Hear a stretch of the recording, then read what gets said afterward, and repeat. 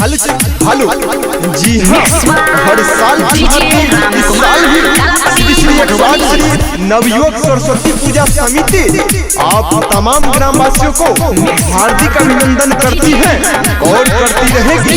तो उठाइए दोनों हाथ और बोलिए सरस्वती माता की जय। मैया सरस्वती के छियै भसान रे, ट्रैक्टर पे सब सामान रे। हेलो, एक भी बचना नहीं चाहिए, सब लोड कर दो। मैया सरस्वती के छियै भसान रे, ट्रैक्टर पे सब सामान रे। डबल लाइट चुक भूकिया पार, डबल लाइट चुक भूकिया पार।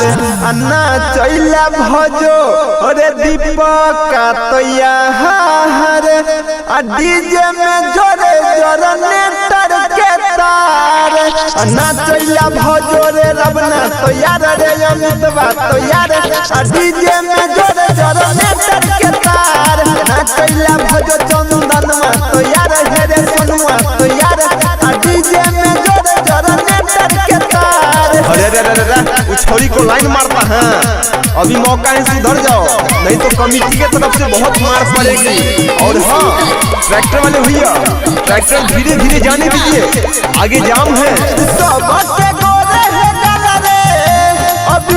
कोदो हिलाल रे, अजय संतोष पूजा के या के जाम संभाल रे।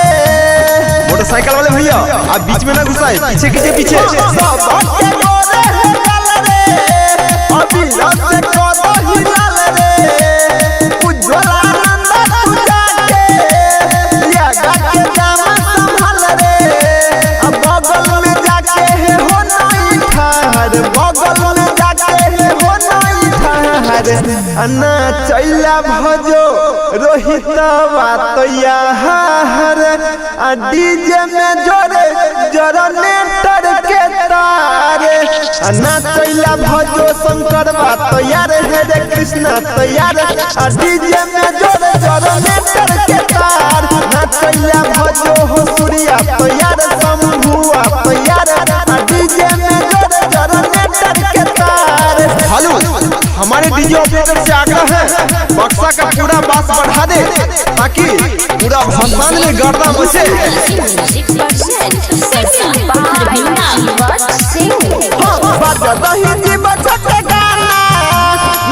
कोई करे नहीं माना, डीजे बंद होई के नहीं चाहिए, होए चाहे पुलिस थाना।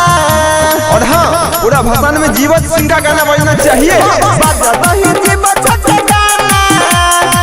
से कोई करे नहीं माना, डीजे बंद होई के नहीं चाहिए,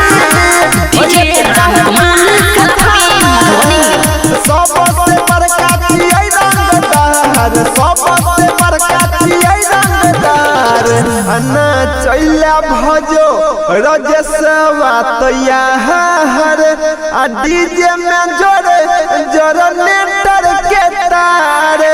अन्ना चैला भजो मुकेशवा तैयार, कमलेशवा तैयार, डीजे में जोरे जनरेटर के तार। ना चैला भजो के राजा तैयार, हेरे गौड़ा तैयार, डीजे में जोरे जनरेटर के तार। ना चैला भजो परवीनमा तैयार रे, सुलिंद्रा तैयार, डीजे में जोरे जनरेटर के तार। ना चैला भजो घनश्याम तैयार रे, कपिलवा तैयार, डीजे में जोरे जनरेटर के तार। By Jivat Singh।